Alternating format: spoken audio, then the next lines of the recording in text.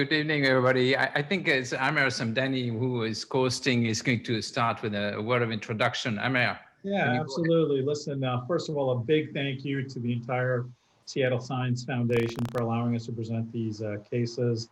I'm joined by my colleague, Dr. Vincent Arlet, who needs no introduction. We also have 5 of our fellows who are very talented, including Dr. Daryl Lau, Jay Reidler, Stephen Plaksta, Bilal Kachina, and Aaron Brooking. They're going to run through a bunch of cases. Dr. Arlet, as we all recognize, is a world leader in both pediatric and adult deformity, a master surgeon, and a really great decision maker. And I think that's going to come out as we run through these cases. So go ahead, Vince, take it away, man. Okay, thanks very much, Amer, for this kind introduction. So if we look at the incidence of neurologic complication and spinal deformity, and that's what we want to focus tonight on, mostly young patients.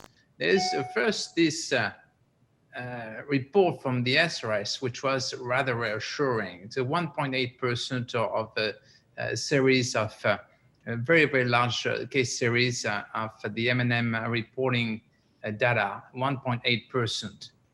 However, just a little bit later, in 2011, there was another report looking at 107 patients from Seattle group that reported 17% of new neurologic complications that persist after the spine surgery, and 9 radiculopathy and 8 incomplete spinal cord injury, which is quite more significant than the 1.8%.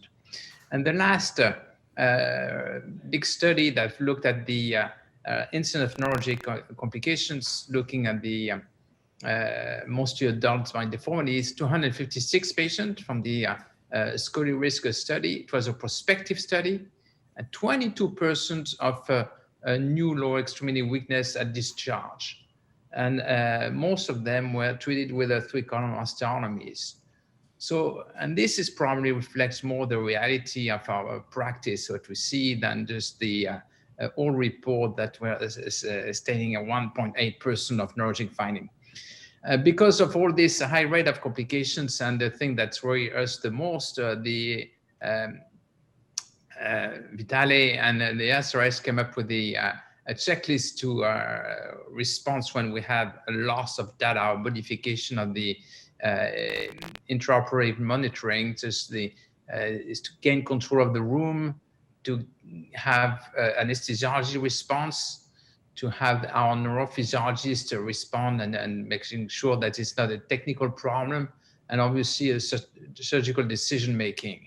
And we're just going to go over this in the case presentation. So what can be done when we have a neurologic injury that can, in some cases, we're going to look at some cases where the neurologic complication was before we had to do the surgery. So, and I didn't want to take more time than this because I wanted our fellows to present the cases. It's their time. So we're going to start with our fellow, and Daryl, who is rotating at the Shriners, is going to show us his case.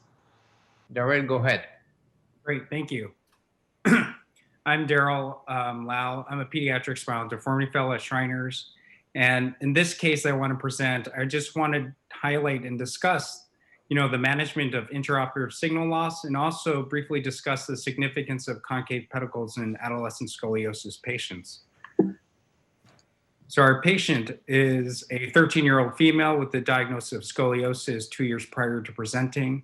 Her curve progressed despite bracing. She also has significant shortness of breath with the activity, which really represented pulmonary compromise secondary to her spinal deformity.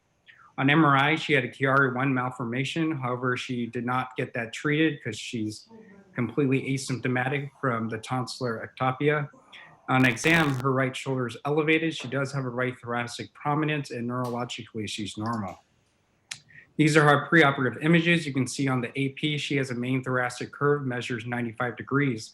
She also has significant right trunk shift, which classifies her as a Lenke 1AR. In regards to growth, her triradiates are closed, and she's Risser stage 1. On the lateral, you can see that she actually has significant thoracic lordosis as well. So this patient we took to the operating room for T2 to L3 posterior spinal fusion, multi-level pontiostiotomies, and a planned bilateral thoracoplasties from T5 to 8. And as all cases, standard neuromonitoring, we utilized sensories and motors, and the case went well. The instrumentation with no problems. However, during the osteotomy and completion of release of the concave pedicles, we did have significant neuromonitoring changes with 50% decrease in bilateral MEPs.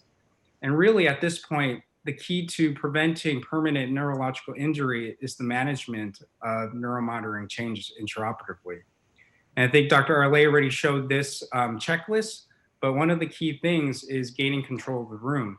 And it's a team effort. You want to discuss with your anesthesiologist, discuss their sedation, the use of total IV anesthetics, and potentially even utilizing ketamine. You want to discuss also with your neurophysiologist because there can be technical issues that go along with neuromonitoring changes. But just as importantly, you want to review your surgical events. And the key role of this checklist is to be thorough and systematic. Now, you can implement all of these things all at the same time, but again, it's really to be thorough. I also want to highlight on this checklist is if you don't have return of motors or improvement, it's not wrong to think about staging the procedure. Fortunately, hey, Daryl, it's Amer. I'm just going to interject just for 1 second. Another really key point here is consider calling a colleague. I can tell you, we have our fellows who are in this situation. It's not uncommon to receive a phone call just asking what we may do because we've been through it several times. I think at that point, you may not be thinking clearly. I think it protects yourself, the patient, the hospital. So always consider getting another consultation as well. And just can I ask just the surgeon, the tank surgeon, he had a little bit of a clue of what was going on. Is just a spontaneous correction after the pontiostiotomy, so just something that happened? Do you have, because sometimes you may have a little bit of a clue of what's responsible for the loss of MEP. Right. So it was unclear given that everything was really controlled. We did not see a lot of distraction after the release of the concave side. Everything looks really solid, and reviewing our imaging, we didn't have any, we felt confident that the screws were in good position without breaches. So at this point, we weren't completely sure, but we still ran through the checklist to make sure we covered our bases. Fortunately, we increased the blood pressure to match greater than 80, and she had return of her motors to baseline within 30 minutes. So at this point, we decided that it was safe to continue with her surgery, and we went on to place on the rods, and placement of the concave rods resulted in a second neuromonitoring change. And at this point, we had complete loss of bilateral motors with no changes in SSEPs. And in regards to decision-making, at this point, with a second hit and a greater loss of motors, we decided the safest thing to do was to stage the surgery, wake her up, and examine the patient. Yeah, and I'm just gonna interject real quick here, and we'll kind of hit some bullet points because I want to get through a few cases. Daryl, this is beautiful, your presentation. Vince, 2 strikes. It was later on in the day. There was some blood loss.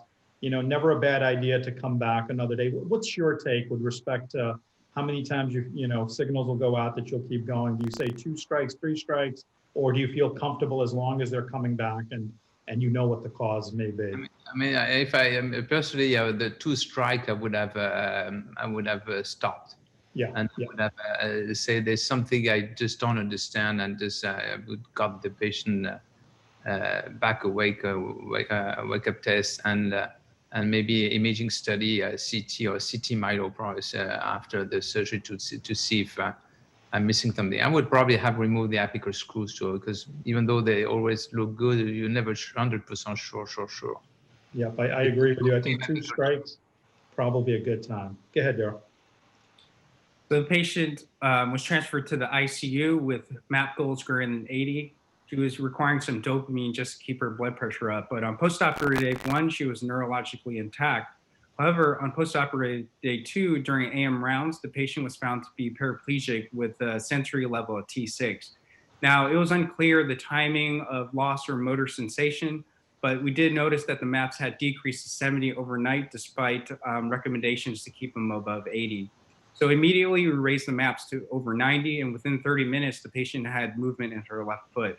So we did go on with that CT myelogram emergently to evaluate the screws and potential compression.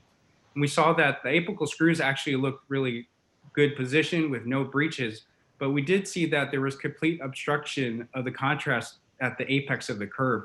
So at this point, we were pretty concerned about epidural hematoma.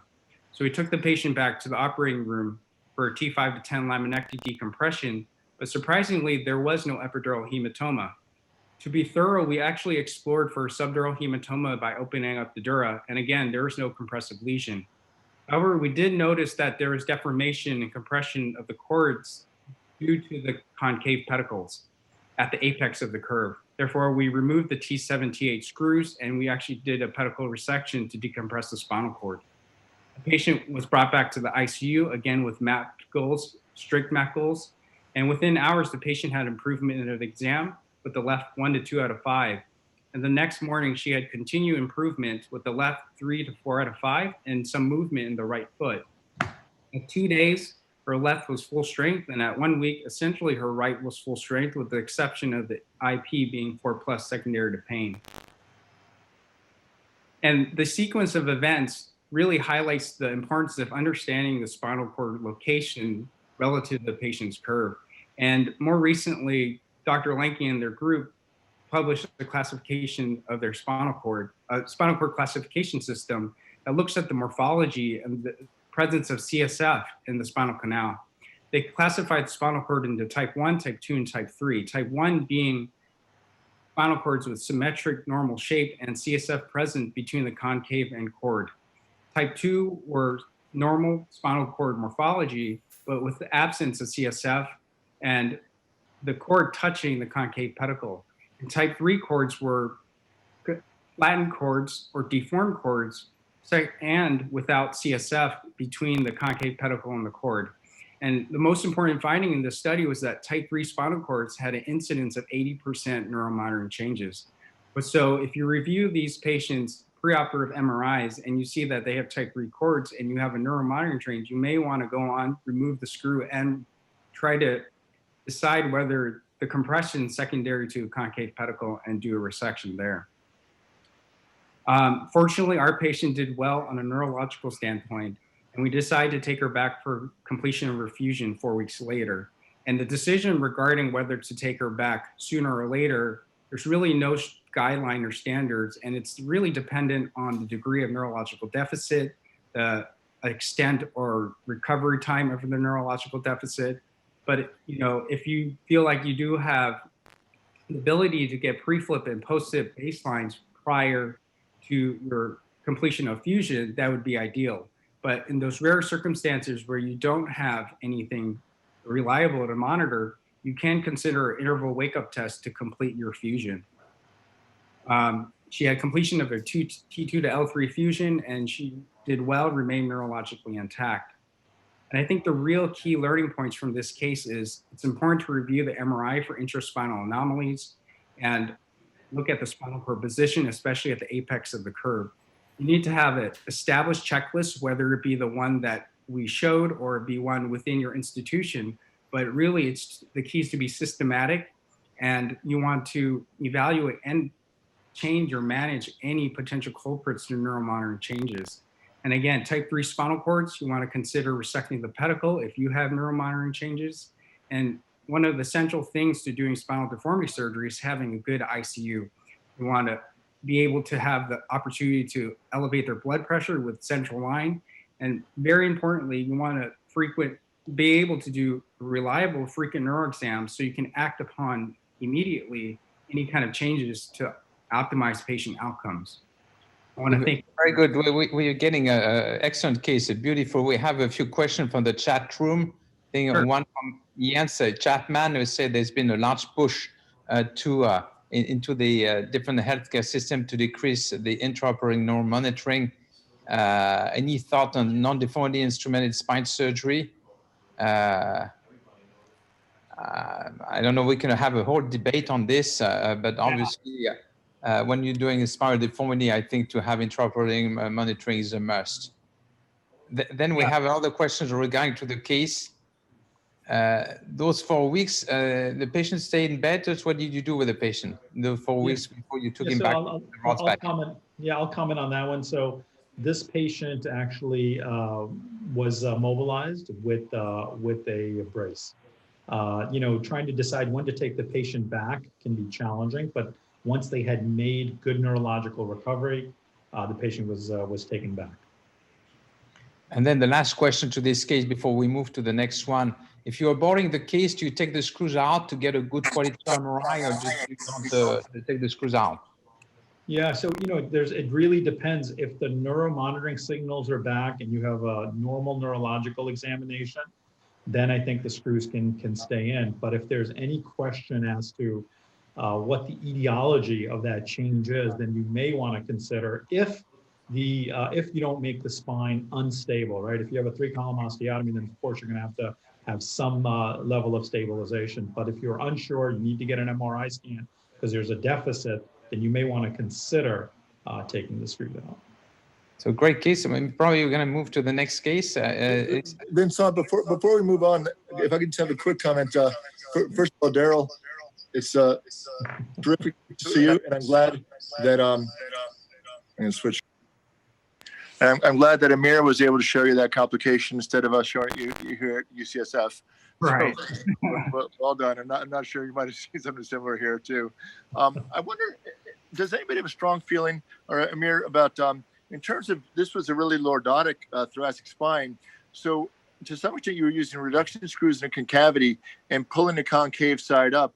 Do you think it makes much of a difference in terms of a reduction technique if you were to push on a convexity 100%. on a concavity? Yeah, 100%, 100%. This was probably about 6 years ago, Sig, and the two things that I think if you're truly concerned about concave compression is to offload through a convex compression. And one of the issues that things I would have done differently here is when we took that rod out the first case, when the signals came back, I would have put in a temporary rod on that convexity exactly for what you're describing, Sig. I think if you compress that convexity, you're going to offload the spinal cord off of that pedicle. Yeah, I think it's really, in general, more of a shortening type of a procedure. Definitely. And yeah, but well done. Good recovery. Great. Hey, Stephen, you on? Stephen, do you have your case? Yes, I see. All right, so I'm going to start sharing the screen.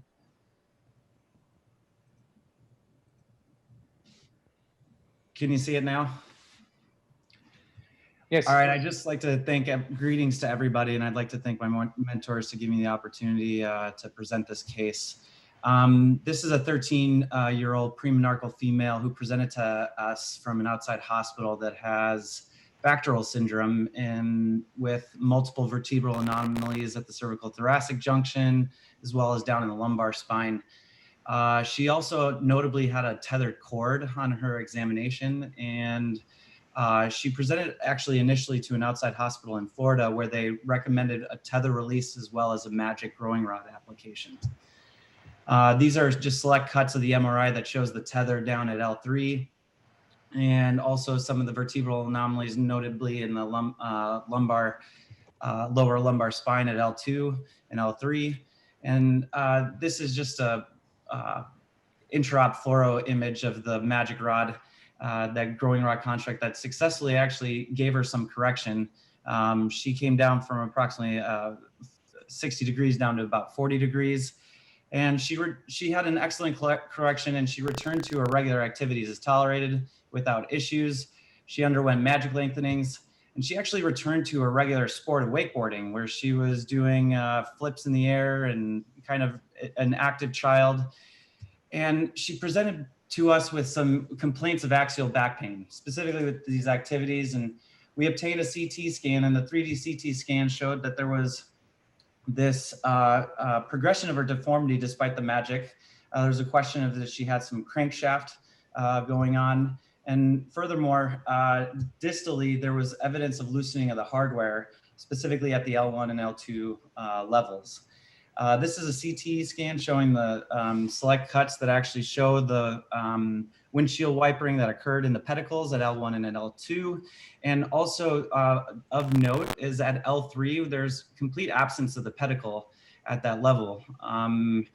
And so this kind of, their family was also a little bit concerned about preservation of levels. So we didn't proceed to go any farther distally. So she ended up, because the rod dislodged distally because of the loosening of the hardware, she underwent subsequent removal, but the curve progressed significantly up to 80 degrees. And there was this question of some mild bowel impairment. And then she subsequently presented to us at Penn to clinic. The family was consulted on the necessity of potentially doing a longer construct, but they were adamant on the preservation of her motion so that she can return to her activities of wakeboarding. The plan was that she was consented for a posterior spinal fusion from T3 to L2. The proximal fusion mass was well solid, so we didn't remove the screws up top, but we planned on subsequently upsizing the screws at the distal fusion mass at L1, L2, where the windshield wipering was occurring.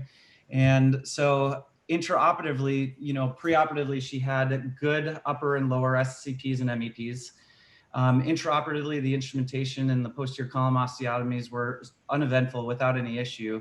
But the minute that we progressed to the correction, specifically when the concave rod was placed, and prior to even any correction, we had total loss of the lower extremity motor evoked potentials. And as we've seen and discussed already with the checklist, we instituted the standard checklist. We discussed with anesthesia, the maps were increased. The hardware, specifically the concave rod, the cobalt chrome rod, was subsequently removed. She was given a dose of intraoperative dexamethasone, and then we had a return of some of the MEPs. After discussion in the operating room, we also decided to remove some of the periapical screws. These are intraop fluorofilms right when the event occurred. And on review of the MRI, she actually notably had a type 2/mostly 3. There was some cord deformation. So we really had a high risk of an intraoperative neuromonitoring change given her position of the spinal cord relative to the apex. And so when we decided to go back, when the MEPs returned, we decided to first do a titanium rod. And then again, on the concave side, immediately when we started correction, we lost again, had complete loss of the lower extremity motor evoked potentials. And then third, we removed that rod and we decided that we were gonna do some undercorrection, and she had stable MEPs. And then she was subsequently extubated in a stable neurologic condition, and her post-op examination showed no deficit. So kind of discussing what we've already discussed was, obviously we instituted our checklist according to protocol. We raised our MEPs, we gave dexamethasone. We did a progressive reduction in our curve correction. We did from cobalt chrome rods to titanium rods. And then we undercorrected the curve, and we also removed the apical screws. The question here is, obviously we had a type 3 cord. How much does that impact your decision-making when it comes to doing these revision cases? And then when to consider actual apical pediculectomy, and how much, given the size of her progression, when to consider the recurrence of the tether. And so this is where we, we'll leave it up to the group to discuss. But she returned post-operatively to her regular activities as tolerated without. She returned to competitive wakeboarding, and she was quite the active champion, winning multiple awards for how well she did in wakeboarding, and she's doing well ever since. Great, great job, Steve. And so we've got some questions coming through. We've got Dr. Lieberman asks, any consideration for preoperative traction, Vince? I think the traction is one thing you could do, but that would have been a curve. As a matter of fact, she broke her rods. She had the rods removed locally, and she came with 80-degree curve. So she went from this 50-degree curve to 80-degree curve within a matter of 6 months. So we thought we would put her back the way a magic rod had kept her in place fairly easily. And that's rather rational. We didn't think to put any traction when, just traction these days to admit the patient, unless you work at the Shriners, but this was done at Penn, so it's been difficult to get a patient interaction before. So I agree. When it's you can do it. It's a nice way to do it, to see how much correction you have. And obviously there was the situation of a tethered cord that she had, whether we should have done something to the tether or not. Yeah, so I think, agreed. Even at the Shrine, I think this patient, we probably would not have put in traction, although we have a low threshold. But if her nutrition and her pulmonary function was okay, which it appeared that we probably would not have. A couple other, we can run through these pretty quickly. Dr. Puya asks, so in this case with type 3 pedicle, can you start with the convex rod first? Similar to Sig's question earlier.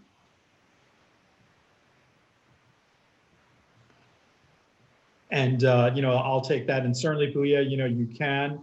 I think, again, just looking at those x-rays that appeared, and Vince can, fill in if you'd like, that the concave would have worked okay. Vince, what's your thought on the etiology for this patient? The etiology, I think she has a congenital malformation of the spine. She had a multiple, she had some congenital fusion block. I mean, the other thing to have to done some resection shortening procedure, but I thought it was too much for what she had. We wanted to get her back to our wake bonding activity in a safe fashion without having to extend the fusion. That's what the goal. Now, when this happened, the MEP lost when maybe I should have been more aggressive and resected the pedicle, but I find it's difficult to resect the pedicle on the concave side. You have to work on the concavity, just you have to remove the rib just to get there and safely. So I find it difficult. Yeah, I think if the etiology, if we felt that the tethered cord had a bigger role, I agree, perhaps a convex shortening. But if we think that it's more a spinal cord issue, then perhaps stick with the concavity. And we'll ask one more question before we move on. The question is titanium versus cobalt. Any tricks for correction? And again, this is from Dr. Oskewen. What I've known is I've often done this in case I lose the signal. I get to much softer rods, which is far more giving and is less likely to give you a change of signal. At least I remember 2 other cases I did this, and this kept me with the return of signal, just changing from a stiff rod to a more supple rod that's more forgiving. And obviously you get less correction, but in this patient, when you have this, the only thing you want the patient to move her legs at the end of the case. Yeah, if she has a 50-degree curve and you say, oh, that's okay, you can live with it. But obviously if she's paralyzed, you cannot live with it as a surgeon, nor will the patient be able to live with it. So it's, I think the softer rod is one option you can have for correction of this deformity when you have some MEP loss. Yeah, I agree. I think, for that correction rod, I go to a softer rod at that point, trying to finish the case. But if I'm concerned about stability or worried that it's a larger patient on the other side, once I have the correction, I may in situ bend in a stiffer rod. All righty, let's keep moving. We got 3 more to go. We're going to go to Dr. Aaron Brooking with the next patient. All right. This case involved a 28-year-old male with a history of neurofibromatosis type 1. He had a known scoliosis and associated syrinx that had presented primarily with a chief complaint of inability to walk. Prior to this, he had just complained of longstanding back pain, mainly in the thoracic region. And then over the last 2 to 3 weeks had really progressed, losing his ability to walk.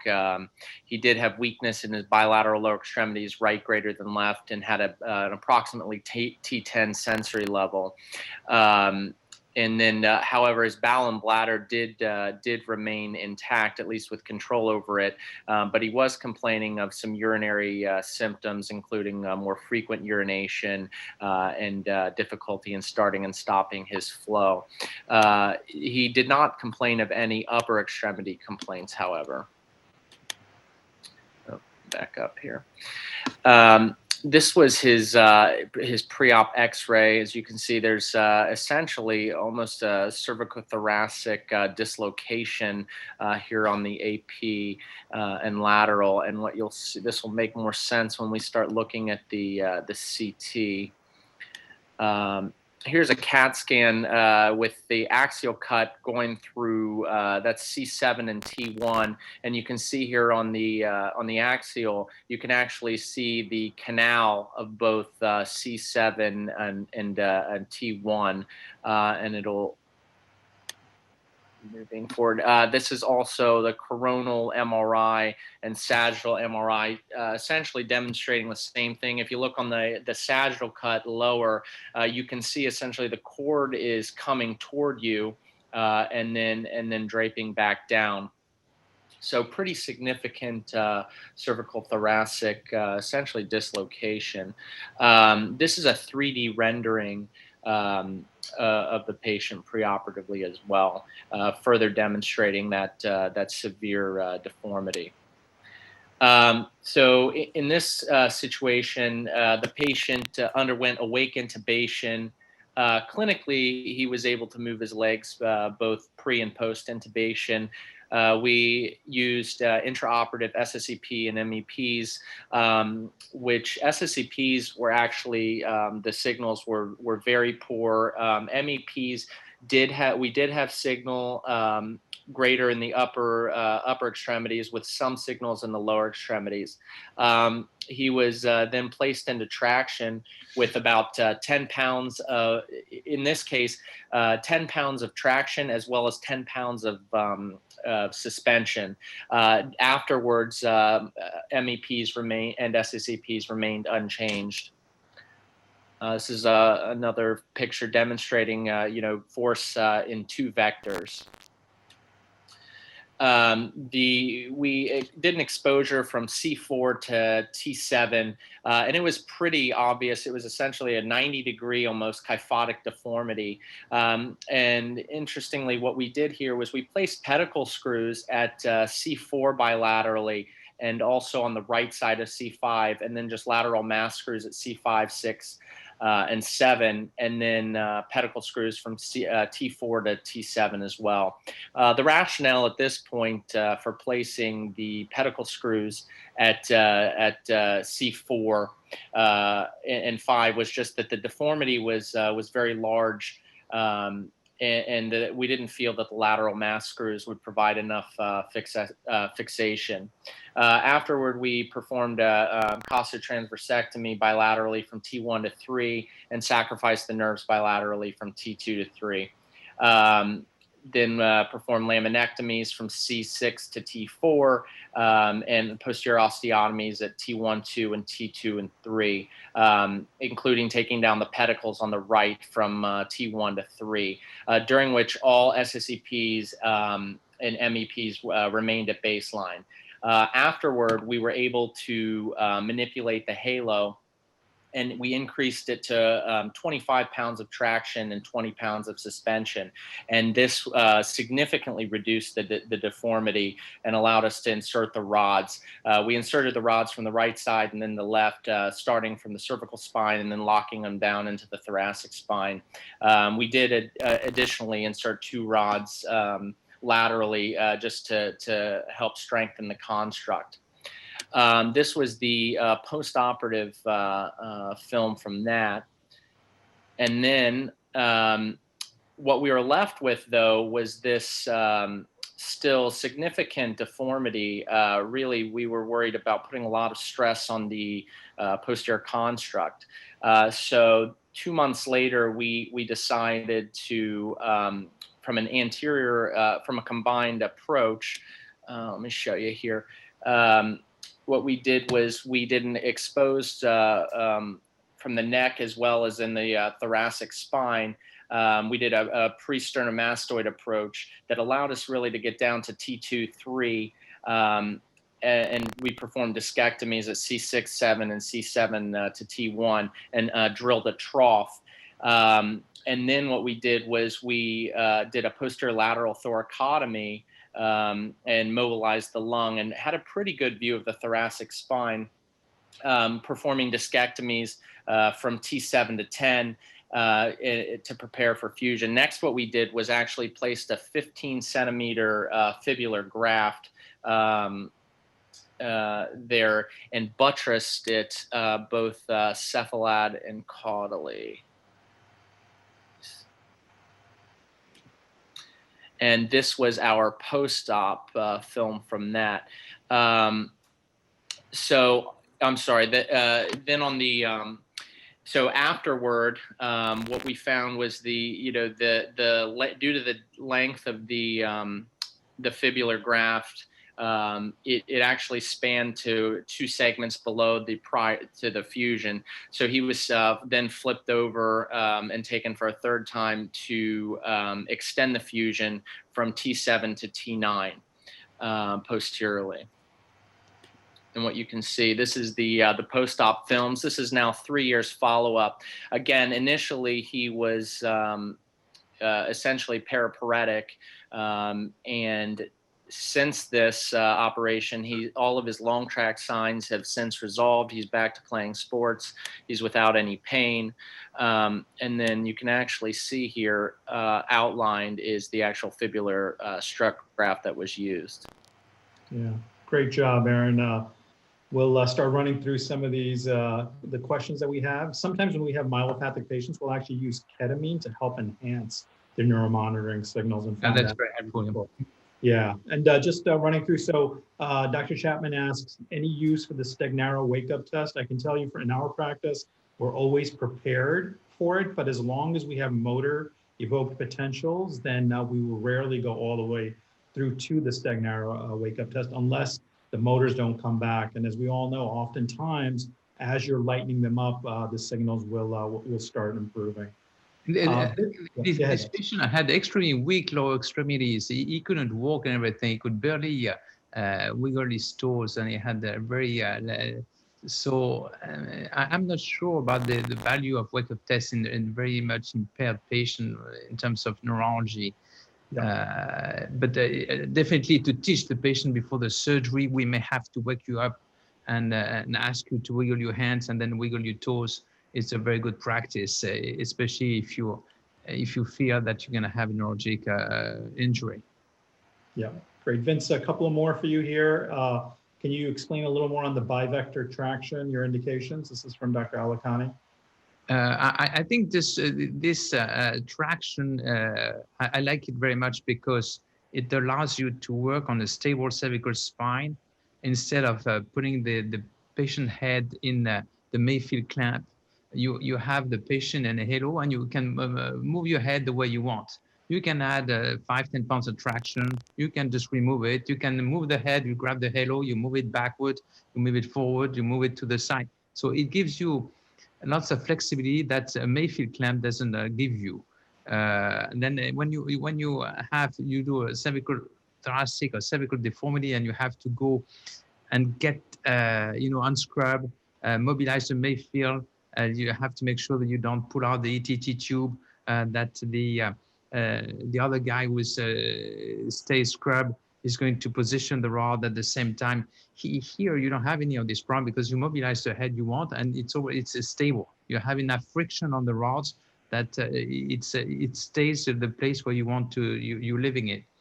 I think Dan Rue is using it quite a lot as well, this bivector traction. Yeah, we'll do one more question and we'll try to answer these individually. I think this is an important one. What about consent, Vince? The question is, how do you consent these patients, neurodeficit, organ injury? When obviously in this patient, if you don't do anything, we know where this is headed. But if you want to just talk a little bit about your consent for these very challenging procedures. I think it's a very good question. This is a patient I saw in the clinic, and I canceled all my OR day for the next day to replace by this guy because he came to the clinic, he could hardly move his lower extremities. And so they understand first the natural history that if you don't do anything, that it's not going to get any better. And obviously, when you tell them, we have no choice, and we do it. We'll do our best to get you some neurologic recovery, but I cannot guarantee it. And the sooner we do it, the better. And you go over all the potential complication, including a complete paraplegia. But you tell them, well, you know, it's you're going to be complete paraplegic in a matter of a few weeks if we don't do anything. So that's the don't have any other solution. And the patient, I think, if you demonstrate the patient you're committed to give the best care you can. You know, this patient, I did cancel on my OR day. He knew it. You know, I think they appreciate your input and the fact you do care and you try to make them better. But obviously, you have to go through all the potential complications. And I had to reconsent him 3 times. So I consented for the posterior decompression fusion with the rods and the pediculectomy and the decompression. Then I consented for the anterior strut between the cervical spine and the thoracic spine, which, by the way, is what Dubousset taught me many times. Neurofibromatosis, you'd put a strut on the concave side to make sure your fusion is going to last forever. And the third time, because our strut was going beyond the posterior rod, so I was afraid it would kick out. So I took the patient back to put the Z rod on the side to extend the. So 3 consent for this patient, but it was worth seeing him 3 years afterwards, just playing sports and doing extremely well. Great. And then as we'll move on to our next case by Dr. Bilal Kachina. And while he's doing that, I'll kind of address one of the questions was, do you need to do an ACDF? And a lot of times when we're taking these deformities up into the cervical spine, we'll often do an ACDF from the front a couple of levels. Here they had really nice cervical screws in, so that may have obviated the need for those, but we have a low threshold for coming back for the little ACDF in the front as well. Bilal, do you want to go ahead and present your patient? Yeah, do you hear me? Good evening. First, I would like to thank all the Seattle Science Foundation team for my last year spine fellowship with a great experience.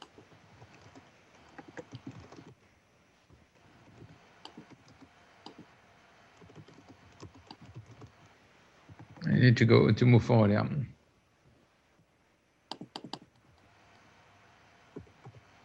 Jumping to the next presentation. So it looks like we had. Maybe now, yeah. Here you go. Okay.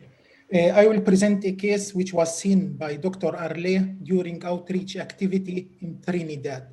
4-year-old female present to the clinic with a bump in her back, urinary incontinence, spastic gait. In her past medical history, normal vaginal delivery and no congenital abnormalities. And on her exam, hyperreflexia in the lower extremity, Babinski, and spastic gait. Thoracolumbar X-rays, AP lateral, we have congenital kyphosis and also congenital dislocated spine. On her MRI, in addition to congenital kyphosis, there is tethered cord.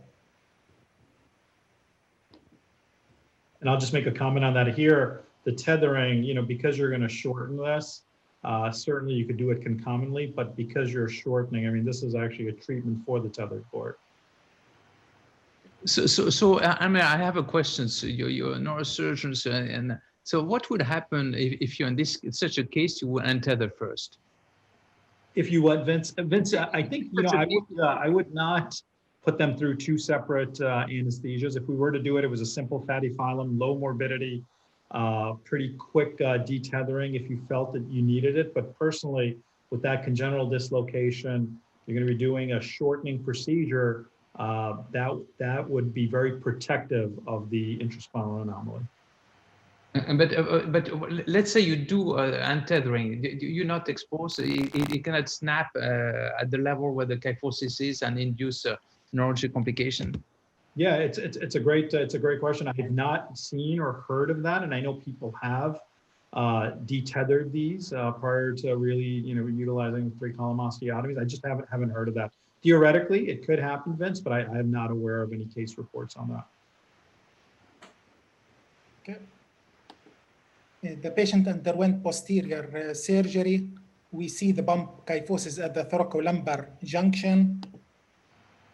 Underwent posterior vertebral column resection, normal intraoperative course, normal intraoperative neuro monitoring,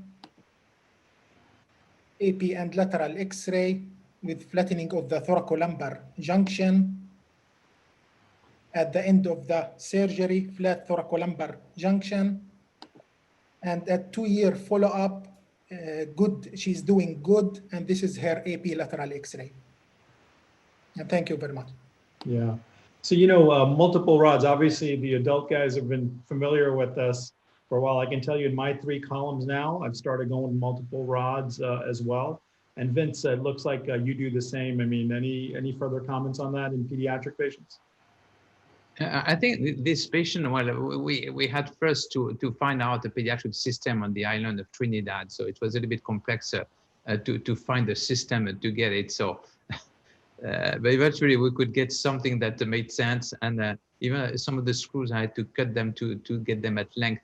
But I mean, this case, I was very concerned about this case, but everything went fine.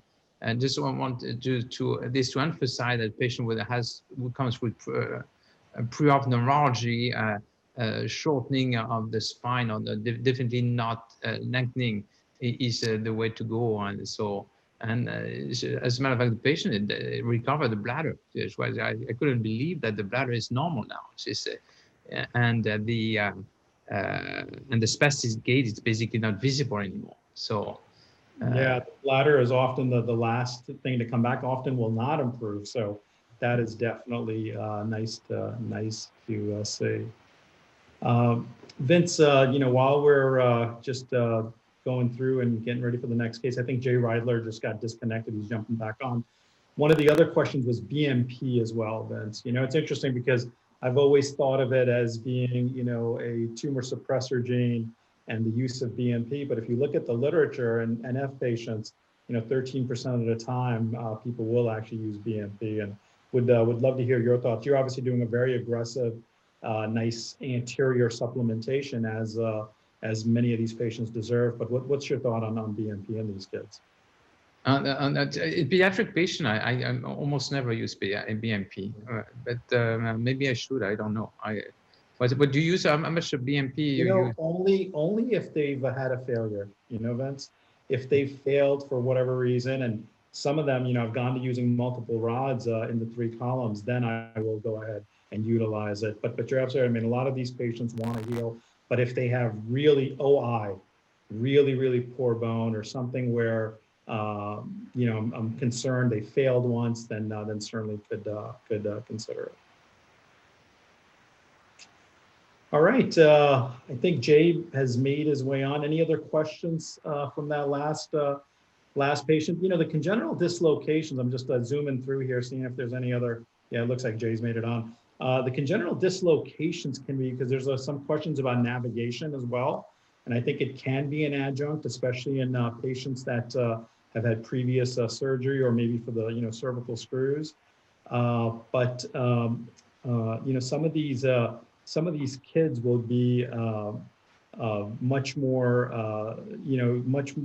better quality screws if you're able to utilize navigation. And so some of the questions centered on nav, Vince. Anything else to add? Do you guys have an O-arm spin there, or?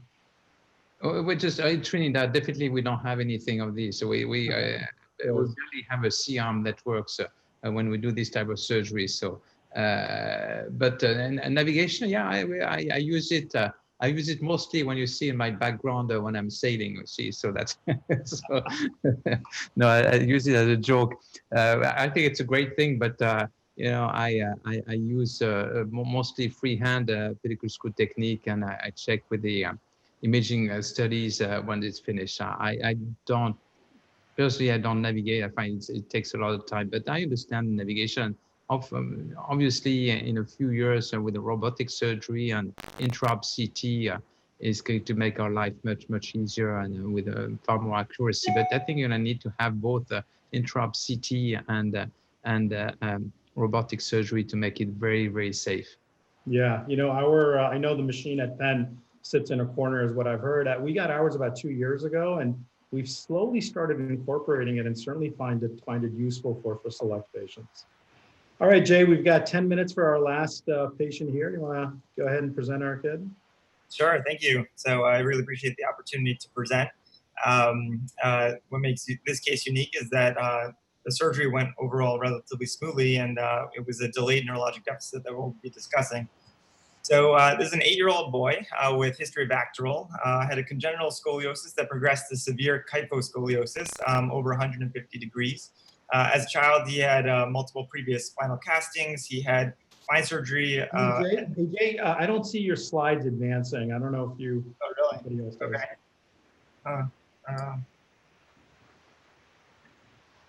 Let's see. It seemed to be for me. One moment. There you go. Okay. So you can hear me though, correct? Yes. Yep. Okay. Sorry, it was advancing for me. But so as at age 2 to 3 years old, he had uninstrumented fusion at an outside hospital.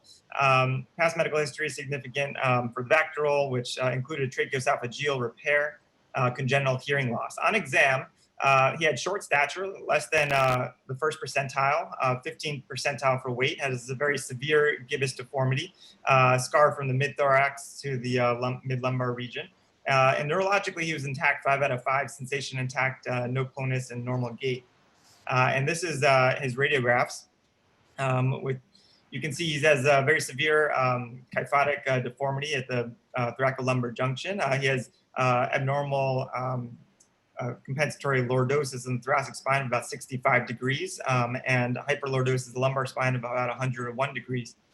And here's just a little bit more of zoomed in view. Here's MRI showing the spinal cord deformed and draped over the kyphotic apex. So certainly a type 3 spinal cord. And here's some CT slices. And I'll just show a few other views as well. And then here's the 3D reconstruction, which helps to show, again, it's really a very focal kyphosis. The surgical plan was halo placement followed by traction. And just a little interjection. Really, we weren't expecting that previously fused area to really move. It was really trying to get his weight up, trying to maybe get his pulmonary function improved. He was a pretty small, sick child. So the plan was for after the halo and traction, as Dr. Samdani said, for further nutrition and to see how his body react. The plan was for a staged surgery, first placing instrumentation T5 to L3, and then going in and doing vertebral column resection T10 and T11 with deformity correction. And then this shows about after 5 weeks of traction how things changed. There wasn't really much change at the focal kyphotic area, but you can see a little bit more elongation of the spine in the more proximal and distal areas. So the stage 1 surgery, we had pre-flip motors. This required extra facilitation, particularly on the right, but following the flip, we had stable motors, which was good. There was 10 pounds of traction added after the flip, and this led to a decrease in motor evoked potentials. So the traction was reduced to 2.5 pounds and things improved. During the surgery, there was solid fusion T10 to T12, and there was no further neuromonitoring changes. The screws were placed, and this is what it looked like post-operatively. About 1 week later, we returned to the OR. The patient, however, was unable to get any pre-flip motors this time. There was extensive troubleshooting, and so it was felt that it would be safer to just maybe give him more time. The surgery was aborted at that period of time, so as not to proceed with the VCR without any motors on neuromonitoring. So he underwent another 2 weeks of traction, and just neurologically, he was fine when he woke up from that surgery. 3 weeks later, he was brought back to the OR. This time, the pre-flip motors were present, but with small signals on the right. He had stable post-flip motors, even with 3 pounds of traction. And temporary rods were placed, and the surgery went overall relatively smoothly. He had ribs removed at T10 and 11 bilaterally. Nerves were removed to help with the VCR. He had laminectomy, discectomy, vertebral body resection. During the correction, there was some decrease on the right, but they came back after the rod was compressed. And ultimately, no cage was placed because there was bone-on-bone contact. So the VCR site was just packed anteriorly with bone graft and rib autograft. This is image following the post stage 2. Yeah, he was a real challenge. He was little, he was oozy. He made us very nervous because his lack of signals, and it was very difficult to get. I mean, ideally, and one of the reasons I wanted to show this is we were trying to get better fixation around the VCR site, but his congenital anomaly just made it very challenging to go ahead and get reasonable fixation. Amer, do you have an explanation why you had no MEP at one point, and then you did basically nothing, and you brought back the kid 2 weeks later, and then you had the MEP back again? So what was the difference between the change? I think a couple of things. I think this is a spinal cord that is just on the brink. And even the first case, it was really difficult to get good motors. We're using ketamine. That's why we would have done this in a day if we had better fixation and we had good signals to follow. But because of those reasons, we opted to not go ahead and proceed with the VCR. And my gut says, that probably just the surgery itself may have. That's the only thing that we can think of neurologically, at least between those stages. He maintained himself. So. After the second stage, the patient woke up, was moving well. He had 5 out of 5 strength and was recovering well. He was working with PT on post-op day 2 when PT noted he started to have some weakness in the right quad, about 4 out of 5. There was also on further exam some decreased sensation, and ultimately over the course of that evening, it progressed to 3 out of 5 on throughout the right lower extremity and 4 out of 5 in the left lower extremity, which was very concerning. So given these pretty rapid neurologic changes, we ordered an emergent CT scan, and I'll show the images, but there really was no obvious compressive lesion. So given his decline in neurologic status, he was taken emergently to the OR on post-op day 3 for exploration. And there, no motors were obtainable when the surgery began. However, SSCPs were present. So this is the CT I mentioned that was done, and there's a lot of metal artifact. You can see centrally the bone-on-bone of with VCR having already been performed at T10 and 11. Here is just sort of the focal apex area, and again, there was no obvious blood on all the multiple views, and you can see there is sort of a laminectomy defect on 3D reconstruction that's best appreciated. And so no hematoma was observed in the OR. However, Woodson was placed under the caudal lamina at around T12, and this demonstrated stenosis causing cord compression. So a laminectomy was extended down 2 levels, and we checked ventrally. There was no ventral compressive graft. And ultimately, after the decompression, there was gradual improvement in the right foot and the left lower extremity, followed by the left foot. The right foot and the right lower extremity, followed by the left foot and the left lower extremity. So ultimately, it really did seem that this additional area of stenosis around T12 and caudally seemed to be it. And it's possible that after he had mobilized with PT, things sort of settled down a little bit and ultimately resulted in the stenosis.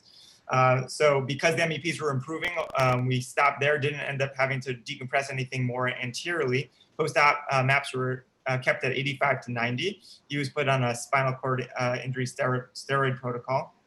And 5 days later, he was put in a metacast to help further protect the construct for the next 3 months. This is what he looked like about 2 weeks after stage 2. And then ultimately on 3-week follow-up, he was doing well, had no neurologic deficit, 5 out of 5 strength and good gait, no clonus. And he was transitioned into a Boston brace. And these are the final films on the 3-month follow-up.